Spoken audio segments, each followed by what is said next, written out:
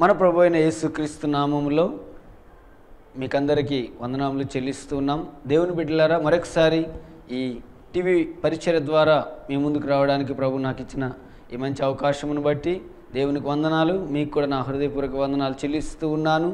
మరి ఈ టీవీ వర్తమానాల ద్వారా మరి దేవుని వాక్యాన్ని విని బలపడుచున్నటువంటి అనేకులు మరి దీవించబడాలని మా యొక్క హృదయపూర్వకమైన వాంఛ ఉన్నది. అలాగే మేము ఎడతెగగా చేస్తున్న ప్రార్థనలో కూడా ఒక భాగమై ఉన్నది కనుక మీరు తప్పనిసరిగా ఈ వాక్యాన్ని విని దీవించబడతారని మేము సంతోషించుటకు మీకు తెలియపరచడానికి సంతోషిస్తూ ఉన్నాం. అలాగే దేవుని బిడ్డలారా, మరి కొద్ది నిమిషాలు దేవుని వాక్యాన్ని పరిశుద్ధ గ్రంథంలో నుంచి మనం ధ్యానం చేసుకుందాం. పరిశుద్ధ గ్రంథంలో యోహాను సువార్త మరి 19వ అధ్యాయం 26-27 వచనాల్లో మనం చూసినట్లయితే అక్కడ యేసు ప్రభువుని సిలువేసినప్పుడు ప్రభు అయిన యేసుక్రీస్తు వారు తాను ప్రేమించిన యోహాను అనే శిష్యునితో వాళ్ళ అమ్మను గూర్చినటువంటి బాధ్యతను అప్పగిస్తున్నట్లుగా మనం చూస్తాం.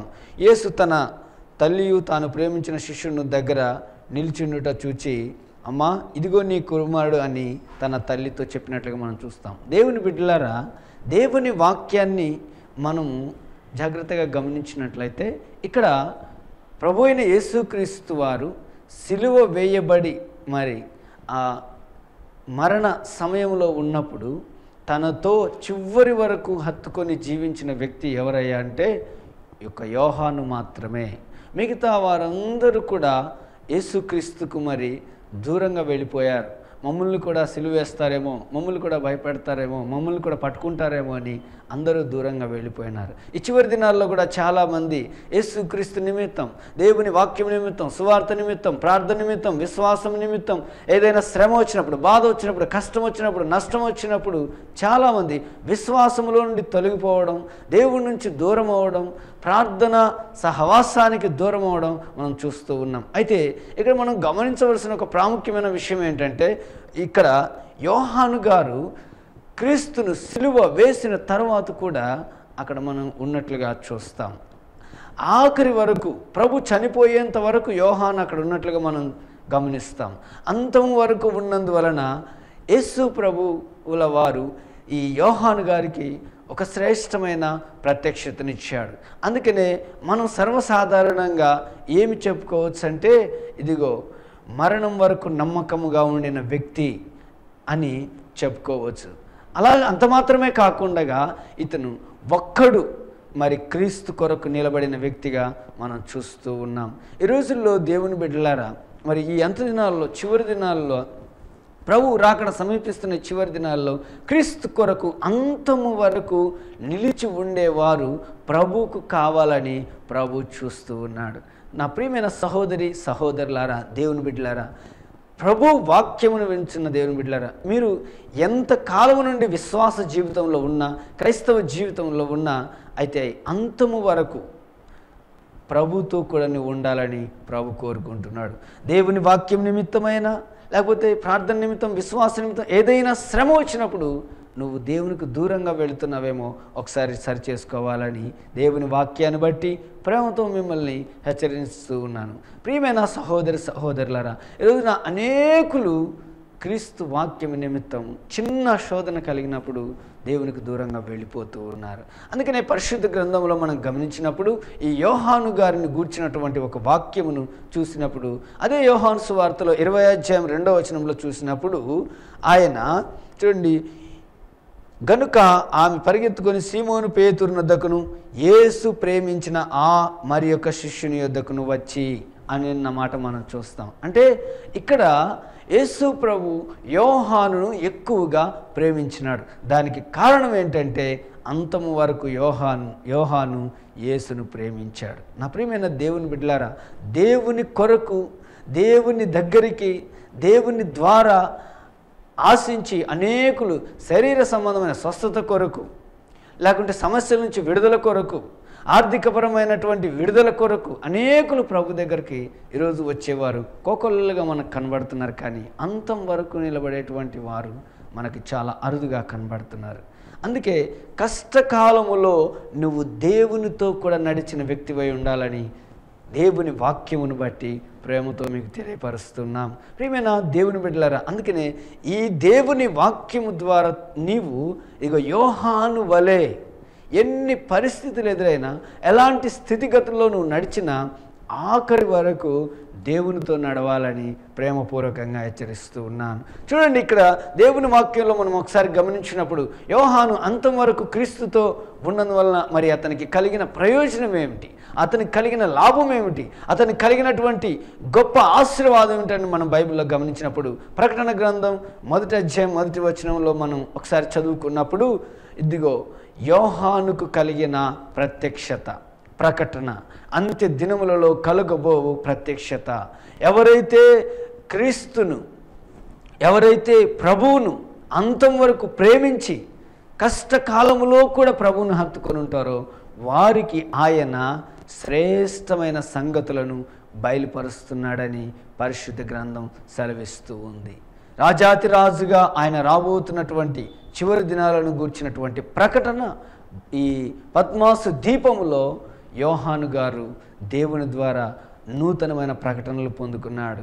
ప్రస్తుతం సమాజంలో, ప్రపంచ చరిత్రలో జరగబోయే ప్రతి సంగతిని దైవజనుడు యోహాను, యేసు ప్రభు శిష్యుడైన యోహాను దేవుని దగ్గర నుంచి ప్రత్యేకమైనటువంటి ప్రత్యక్షతలు పొందుకున్నాడు. బైబిల్లో దేవుని ద్వారా ప్రత్యక్షతలు పొందుకున్న వారందరికంటే ఒక ప్రత్యేకమైన ప్రత్యక్షత కలిగిన వాడు యోహాను. దీనికి అంతటికి కారణం ఏంటో తెలుసా? ఒకటే కారణం. కష్టకాలములో, శ్రమల కాలములో క్రీస్తును సిలువ వేస్తున్న ఆ కష్టకాలంలో కూడా ప్రభుతో ఇక్కడ యోహాను నిలబడి ఉన్నాడు. దానిని బట్టి దేవుడు అతనికి గొప్ప ప్రత్యక్షతలు ఇచ్చినాడు. నా ప్రియమైన సహోదరి సహోదరులారా, దేవుని బిడ్డలారా, దేవుని వాక్యాన్ని వింటున్న దేవుని బిడ్డలారా, దైవజనులారా, ఇదిగో నీవు కూడా ప్రభు కొరకు అంతము వరకు ప్రభుతో నిలిచి నడిపించబడితే ఒక శ్రేష్టమైన సంగతులను, ప్రత్యేకమైన ప్రత్యక్షతలను దేవుడు నీకు అనుగ్రహించి నడిపించాలని ప్రభు ఆశిస్తూ ఉన్నాడు. ఈ రోజున అనేక మంది ఎవరు ఏది చెప్పినా నమ్ముతున్నారు, ఎవరు ఏది చెప్పినా అన్నీ ఒకటే అని వెళ్ళిపోతున్నారు. కానీ ఏది సరైన సత్యము, ఏది సరైన నిత్యము, ఏది నిజమైనదని గ్రహించలేక గ్రహించలేక దేవుని మాటను మరి తెలుసుకోలేక ఈ రోజున అనేకులు పైపైన విషయాలను చూస్తూ వెళ్ళిపోతున్నారు. దేవుని బిడ్డలారా, ఈ దైవజనుడు మరి యోహాను క్రీస్తుతో కూడా అంతం వరకు ఉన్నందుకు శ్రేష్టమైన ప్రత్యక్షతలను పొందుకున్నట్లుగా మనం చూస్తాం. యోహాను వలె నువ్వు ఉన్నావా? ఎవరి వలె నువ్వు బ్రతుకుతున్నావు? పేతురు వలె బొంకి వెళ్ళిపోతున్నావేమో. దేవుడంటే నాకు ఇష్టమే కానని, దేవుడంటే నాకు ప్రేమే కానని, దేవుని కొరకు ఏదైనా చేస్తానని శ్రమ వచ్చినప్పుడు పారిపోయే వ్యక్తిగా ఉన్నావేమో. జాగ్రత్త సుమా, దేవుని రాజ్యము సమీపించి ఉంది, దేవుని రాకడ సమీపించి ఉంది. పేతురు వలె కాకుండా ఇదిగో యోహాను వలె క్రీస్తును హత్తుకొని జీవించాలని దేవుని వాక్యం నోటి ప్రేమతో తెలియపరుస్తున్నాను. అలాగే ఇంకా పరిశుద్ధ గ్రంథంలో మనం చూసినప్పుడు సమూయేలు మొదటి గ్రంథం 22వ అధ్యాయం 2వ వచనంలో కూడా ఒకసారి గమనించినప్పుడు అక్కడ దావీదు అనేటువంటి ఒక వ్యక్తి మనకు కనబడతాడు. అయినా రాజుగా ఉన్నప్పటికీ తన కుమారుడి ద్వారానే శ్రమను ఎదుర్కొని అరణ్యంలోనికి తరమబడినప్పుడు అరణ్యంలో తన చుట్టూ ఎంతోమంది అప్పులు గలవారు, ఇబ్బంది గలవారు, సమస్యలతో ఉన్నవారు, అసమాధానంతో ఉన్నవారు అందరూ కూడా దావీదుతో ఉన్నట్లుగా మనం చూస్తాం. చూడండి, అందరూ ఆయనతో ఉన్న కానీ కూడా, ఈయన శ్రమలో ఉన్న కానీ కూడా దావీదు ఇదిగో ఆ ప్రజలను ఆదరించి, ఓదార్చి, ధైర్యపరిచి వారికి ఇదిగో దేవుడు తప్పకుండా ఒక దినాన మనల్ని జ్ఞాపకం చేసుకుంటాడన్న నిరీక్షణను, ధైర్యాన్ని పుట్టించగలిగినటువంటి గొప్ప విశ్వాసపు ప్రకటనలు చెప్పి వారిని బలపరిచినట్లుగా, వారిని చేరదీసినట్లుగా, వారిని చెంత చేర్చుకున్నట్లుగా బైబిల్ గ్రంథంలో వ్రాయబడింది. మరి ఈ దావీదుకు జరిగిన గొప్ప ఆశీర్వాదం ఏంటి? నా ప్రియమైన దేవుని బిడ్డలారా, నీ చుట్టూ కూడా ఎంతోమంది నశించిపోయేవారు ఉండొచ్చు, నీ చుట్టూ ఎంతోమంది ఇదిగో నరకానికి వెళుచున్నవారు ఉండొచ్చు, నీ చుట్టూ ఎంతోమంది అసమాధానంతో బ్రతుకుతున్నవారు ఉండొచ్చు, నీ చుట్టూ ఎంతోమంది ఇదిగో లోకం వైపు పరిగెడుతున్న వారు నీకు కనబడుతూ ఉండవచ్చు. మరి వారిని నీ చెంతకు చేర్చుకొని, నీ దగ్గరికి పిలుచుకొని, లేకపోతే సువార్త చెప్పి, లేకపోతే దేవుని వాక్యాన్ని ప్రకటించి వారిని దేవుని వైపు తిప్పడానికి, దేవుని కొరకు వారిని సంపాదించడానికి, దేవుని నిజ రక్షకుడైన క్రీస్తు యొద్దకు నడిపించడానికి మరి నువ్వు ఎలా ఉన్నావు? నీ ద్వారా దేవుడు కార్యం చేయాలని ఆశిస్తున్నాడు. నీ ద్వారా దేవుడు అద్భుతములు చేయాలని కోరుకుంటున్నాడు. కనుక నా ప్రియమైన దేవుని బిడ్డలారా, ఇలాగ నువ్వు దేవుని వైపు తిరిగి ప్రభు కార్యములు జరిగించాలని ప్రభు కోరుతున్నాడు. దావీదు అలా అందరినీ ఆదరించి చేసినందువలన మరి దావీదుకు కలిగినటువంటి గొప్ప ఆశీర్వాదం ఏంటో తెలుసా? ఇదిగో సమూయేలు రాసిన 2వ గ్రంథం 5వ అధ్యాయం 3వ వచనంలో, ఏ జనులు అయితే ఒక దినాన ఇబ్బంది పడుచు, ఏ జనులు అయితే ఒక దినాన మరి అనేకులు ఇబ్బంది పడుచు బాధపడుచు ఉన్నారో, సమస్యలతో ఉన్నారో, సతమతమైనప్పుడు చేరదీశాడు ఆ జనులు, ఇంకా అనేక మంది యూదా వారు, ఇశ్రాయేలు వారు అందరూ వచ్చి ఆ దావీదు రాజుని నువ్వు మా మీద రాజుగా ఉండమని వాళ్ళు అతన్ని చెప్పి పట్టాభిషేకం చేసినట్లుగా దేవుని వాక్యములో చక్కగా వ్రాయబడింది. నా ప్రియమైన సహోదరి సహోదరులారా, ఈరోజున నీ జీవితంలో నీవు కూడా అనేకులకు సువార్తను పంచి, అనేకులకు దేవుని వాక్యాన్ని పంచి, అది టీవీ ద్వారా కావచ్చు, రేడియో ద్వారా కావచ్చు, లేకపోతే ఇదిగో సువార్త సభల ద్వారా కావచ్చు, అనేకులకు దేవుని వాక్యపు సువార్తను ఆర్థిక సహాయం ద్వారా కానీ, లేకపోతే ఇంకా ఏ విధము కరపత్రాల ద్వారా కానీ దేవుని సువార్తను పంచి అనేకులను ప్రభు చెంతకు నడిపిస్తే రాజాతి రాజు అయిన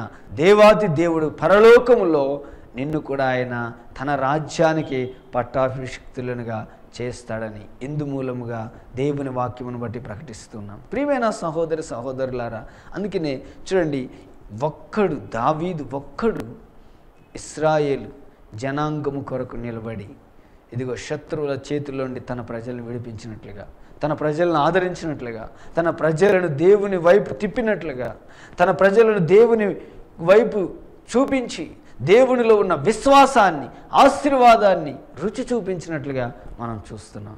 ఈరోజు నీ జీవితంలో, నీ కుటుంబంలో, నీవు వెళ్ళే సంఘంలో, లేకపోతే నువ్వు వెళుతున్న ప్రతి చోట, లేకపోతే నీ వ్యక్తిగత జీవితపు అనుభవంలో నువ్వు ఎలాగ నడిపించబడుతూ ఉన్నావు?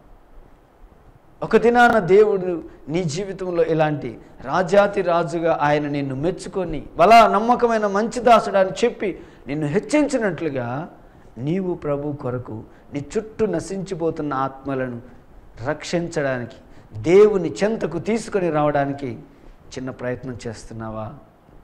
నా ప్రియమైన దేవుని బిడ్డలారా, రాజు అలా చేసినందువలన అతను ఎంతగానో వర్ధిల్లినట్లుగా బైబిల్లో చూస్తున్నాం. అలాగే మూడవదిగా మనం ఇంకొక విషయాన్ని గమనించినట్లయితే రూతు గ్రంథం 1వ అధ్యాయం 15వ వాక్యంలో మనం చూసినప్పుడు ఇక్కడ ఒక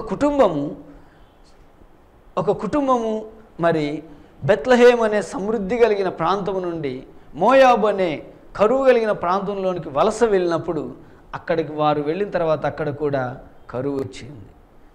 అంత మాత్రమే కాకుండా అక్కడ కూడా వారి కుటుంబంలో భయంకరమైన విషాదకరమైన సంఘటనలు చోటు చేసుకొని ఇదిగో ఆ వలస వెళ్ళిన కుటుంబంలో అందరు మగవాళ్ళందరూ చనిపోయారు, కేవలం స్త్రీలు మాత్రమే మిగిలారు.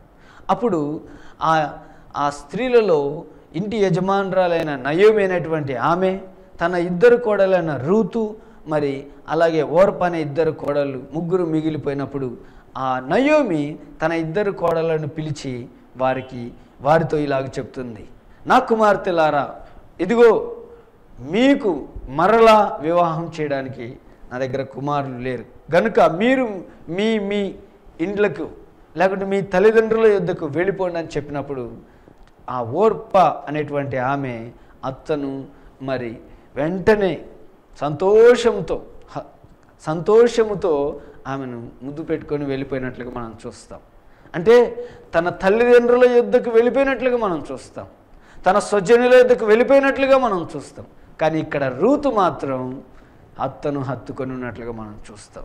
ఒక్క రూతు అత్తను హత్తుకొని ఉన్నందువలన, అత్తతో సమాధానంగా నడిచినందువలన ఆ అత్తతో ఆమె చెబుతుంది, నీవు ఎక్కడుంటావో నేను అక్కడ ఉంటాను.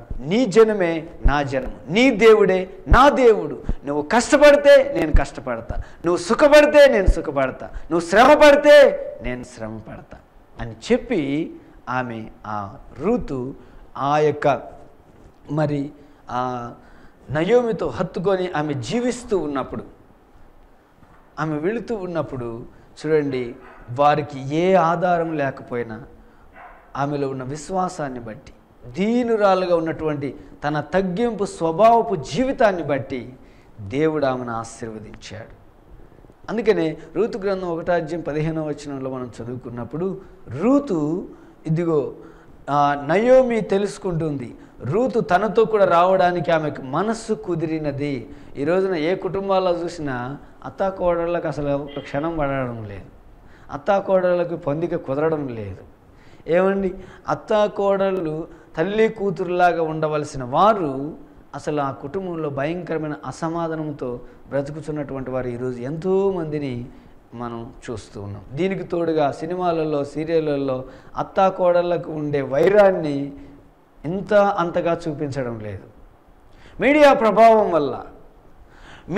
ప్రభావం వల్ల ఈ రోజున అనేకులు చూడండి ఆ సమస్యలు లేకపోయినా సమస్యలు సృష్టించుకుంటున్నారు, అసమాధానం లేకపోయినా అసమాధానం తెచ్చుకుంటున్నారు. కాబట్టి దేవుని బిడ్డలారా, ఇదిగో ఇక్కడ మాత్రం కేవలం ఇక్కడ ఆ అత్తగారు లేకుంటే వాళ్ళిద్దరు అత్తకోడళ్ళిద్దరు చక్కగా మరి తల్లి కూతుర్ల వలె సమాధానముతో ముందుకు వెళ్తున్నట్లుగా మనం చూస్తున్నాం. అక్కడికి వెళ్ళి ఆ అత్తగారిని మరి ఆమె ఇంట్లో పెట్టి ఆమె పనికి వెళ్ళి వస్తున్నట్లుగా మనం చూస్తూ ఉన్నాం. ఆమె పనికి వెళ్ళి తెచ్చినటువంటి ఆ ధాన్యమును ఆమె కొంత తిని మరి తన అత్తకి ఇచ్చినట్లుగా చూస్తాం. ఇక్కడ మనం గమనించవలసిన ఒక ప్రాముఖ్యమైన విషయం ఏంటంటే, రూతు ఆమె పరాయి దేశస్థురాలైనప్పటికీ ఆమె క్రీస్తుని గురించి మరి దేవుని గురించి మరి తన ఇంటి వారి దగ్గర తెలియనప్పటికీ తన అత్తవారింటికి వచ్చిన తర్వాత తెలుసుకున్న తర్వాత, నిజ దేవుని గురించి తెలుసుకున్న తర్వాత ఆమె జీవితం పరిపూర్ణంగా మార్చబడింది. విన్నట్టుగా విశ్వాసం ఉంచి దేవుని యందు విశ్వాసంతో ముందుకు మరి నడిపించబడినట్లుగా మనం చూస్తాం. అలా నడిపించబడుతున్నందువలన దేవుడు ఆమెను ఆశీర్వదించాడు. నిరుపయోగంగా ఉన్న ఆమె జీవితాన్ని ఉపయోగకరంగా మార్చాడు. నిస్సారమైన ఆమె జీవితాన్ని సత్తువ కలిగినటువంటి ఆమె జీవితంగా మార్చినాడు. చూడండి, ఇక్కడ అదే రూతు గ్రంథంలో 4:11 ఆమెను చూసి అంటున్నారు, ఇదిగో ఎఫ్రాతాలో నువ్వు అభివృద్ధి కలిగి క్షేమం కలిగి వర్ధిల్లుదుగాక అంటున్నారు. అంటే చూడండి, ఈమె యేసుక్రీస్తు యొక్క వంశావళిలో చేర్చబడింది. ఈమె పరిశుద్ధ గ్రంథములో చరిత్రలో ఈమె ఒక చిరస్మరణీయముగా మిగిలిపోవడానికి గల కారణం ఏంటంటే, కష్టకాలములో కూడా తన అత్తను విడిచిపెట్టి వెళ్ళిపోక హత్తుకొని మరి ఆమె చేయవలసినటువంటి ఆ కార్యాన్ని, ఆమె చేయవలసినటువంటి ఉండవలసినటువంటి ఆ విధిలో ఆమె ఉంటూ నడిపించబడినందువలన ఈమె ఏ పొలంలో అయితే పరిగె ఏరుకోవడానికి పని చేసుకోవడానికి వెళ్ళిందో అదే పొలానికి యజమానురాలుగా వర్ధిల్లింది. దేవునికి స్తోత్రం, హల్లెలూయా. ప్రియమైన సహోదరి సహోదరులారా, ఈరోజున నీ జీవితంలో నీవు వెళుతున్న సంఘములో నీవు వెళుతున్న సేవకుని హత్తుకొని, లేకుంటే ఆ సంఘమును హత్తుకొని, లేకుంటే దేవుణ్ణి హత్తుకొని నువ్వు జీవించగలిగితే నీ జీవితంలో కూడా నువ్వు ఎక్కడైతే ఓడిపోయినావో, ఎక్కడైతే బాధపడుతున్నావో, ఎక్కడైతే నువ్వు వేదన అనుభవిస్తున్నావో, ఎక్కడైతే నువ్వు సమస్యలను ఎదుర్కొంటున్నావో అక్కడే నీ దేవుడు నిన్ను ఘనపరిచి వర్ధిల్ల చేయగలడు. దేవుడు మిమ్మల్ని అందరినీ అలా చేయునుగాక. ఆమేన్. కాబట్టి దేవుని బిడ్డలారా, అలాగూ ఇదిగో కష్టకాలంలో కూడా రూతు తన అత్తను విడిచిపెట్టకుండా హత్తుకొని జీవించినట్లుగా మనం పరిశుద్ధ గ్రంథంలో చూస్తాం. ఈరోజు నువ్వు ఎవరివైనా ఉండొచ్చు, ఈరోజు నీ జీవితంలో ఏ సమస్యనైనా ఉండొచ్చు, కానీ నీ కష్టకాలంలో కూడా, సమస్యలతో ఉన్నప్పుడు కూడా, క్రీస్తు వైపు ఒక్కసారి నువ్వు చూడగలిగితే, నిజ దేవుడైన యేసు క్రీస్తు వైపు ఒక్కసారి నీవు నీ మనోనేత్రాలు తెరిచి చూడగలిగితే నీ జీవితంలో ఒక నూతనమైన కార్యాన్ని ఈరోజే ఈ క్షణమే నువ్వు చూడగలవని దేవుని కృపను బట్టి, దేవుని వాక్యాన్ని బట్టి ఈ విశ్వాసపు వాక్కు నీ కొరకు ప్రకటిస్తున్నాను. నా ప్రియమైన దేవుని బిడ్డలారా, ఇలాంటి విశ్వాస జీవితాన్ని జీవించాలని ప్రభు కోరుకుంటున్నాడు. చివరిగా ఒక మాట చెప్పి ముగించుకుందాం. చూడండి, తిమోతికి రాసిన 2వ పత్రిక 1వ అధ్యాయం 15వ వచనంలో అక్కడ ఒక దైవజనుడు, ఒక సేవకుడు, అపోస్తలుడైన పౌలు గారు సువార్త నిమిత్తము ఒక ప్రాంతానికి వెళ్ళినప్పుడు అతని మీద అనవసరమైన తప్పులను మోపి ఆయనను చెరసాలలో బందీగా వేశారు. మరి ఆ చెరసాలలో వేసినప్పుడు ఆయన చెరసాలలో ఉండి అనేక సంఘాలకు ఉత్తరాలు వ్రాస్తూ ప్రయాసపడుతూ ఉన్నప్పుడు, శిక్షను అనుభవిస్తూ ఉత్తరాలు వ్రాస్తూ ఉన్నప్పుడు అక్కడ ఆ ప్రాంతంలో ఒనేసిఫోరు అనేటువంటి ఒక వ్యక్తి మనం గమనిస్తాం. ఈ ఒనేసిఫోరు అనేటువంటి ఆ వ్యక్తి చూడండి, ఆ దైవజనుడి దగ్గరికి వెళ్ళి పలుమార్లు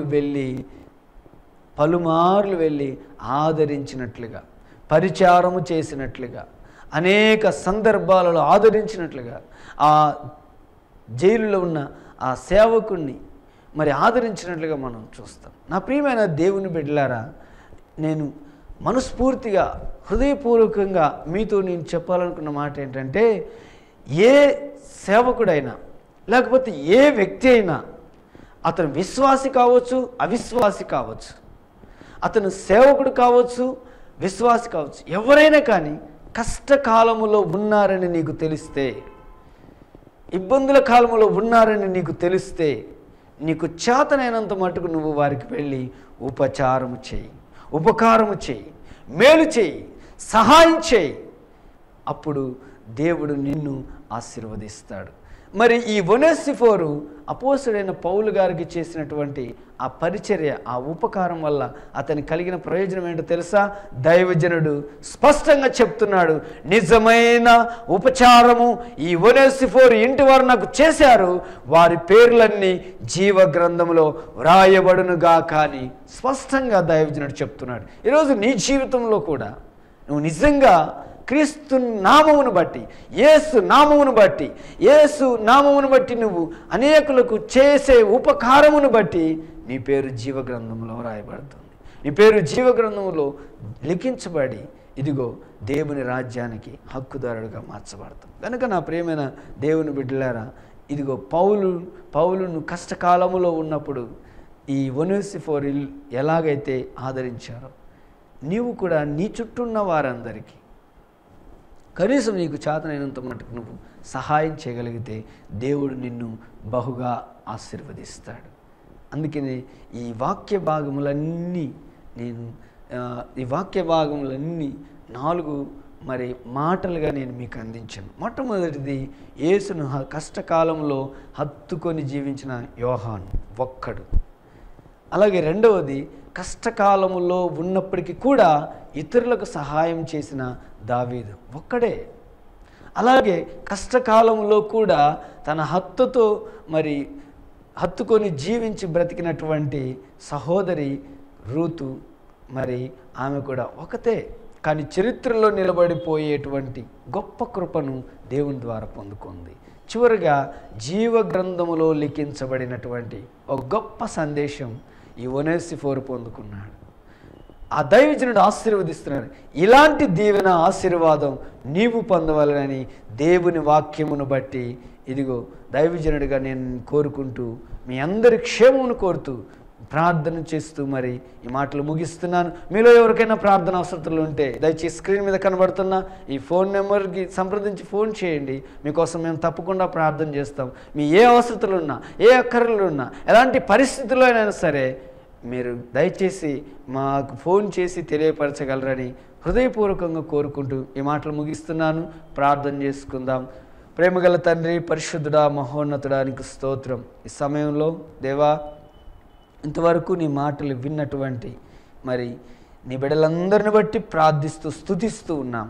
అవును ప్రభువా, మరి మా పితరులెందరో నాయన నీ కొరకు కష్టకాలంలో కూడా బ్రతికి వారు మాకు మాదిరికరంగా ఉన్నట్లుగా ఈ టీవీ పరిచయ ద్వారా వాక్యం విన్న ప్రతి బిడ్డ తండ్రి మరి వారు కూడా కష్టకాలంలో కూడా నిన్ను హత్తుకొని బ్రతికి జీవించే కృప సమృద్ధిగా వారికి ఇచ్చి నడిపించమని బలపరచమని తండ్రి నీకు వందనాలు చెల్లిస్తూ విన్న వాక్యం ఫలింపచేయమని యేసు పరిశుద్ధ నామములో అడుగుచున్నాము తండ్రి. ఆమేన్.